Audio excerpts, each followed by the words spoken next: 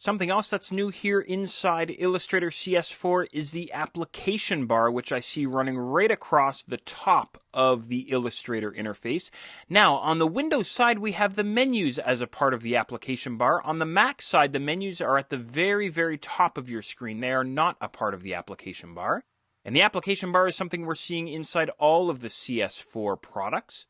So in addition to the menus, at least here on the Windows side, I also have a button here to launch Adobe Bridge, and I have a button here to arrange my files. For example, I could decide to arrange my open documents side by side if I wanted to, or I could come back here and arrange them horizontally, something like this if I wanted to, or I could go all the way back to what's called Consolidate All, put them all back into these tabs that we saw earlier.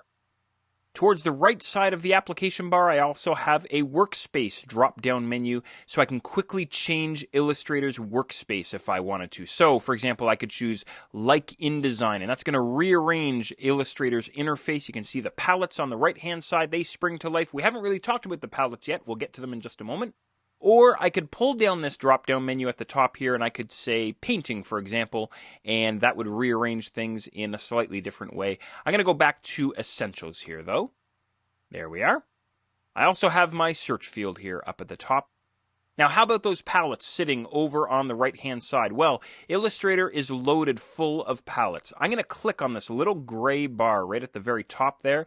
That expands out my palettes here so I can see them on screen. Like I say, there's a whole bunch of palettes here available to us inside Illustrator. Just click on the tabs and that will open up the palettes. Some of the palettes show up completely empty. Others give us a few options. Now, some palettes you will use all the time. Other palettes you won't use very often. And you'll get a feel for the palettes as we go along here. But there are a few common properties related to all of the palettes. For example, every single palette has a palette menu way up in the top right corner. And some palette menus only have one single option, like my gradient palette here. Or I could go up to Color Guide, for example, expand him, and I get some more options. So if you're looking for additional options or additional commands when you're working inside your palettes, just look for that palette menu up at the top. As you saw a moment ago, my palettes were all collapsed. I could click back on this gray bar, collapse everything down, and now work in this sort of a view if I wanted to. It's completely up to you. Collapse things back down just by clicking on this double-headed arrow.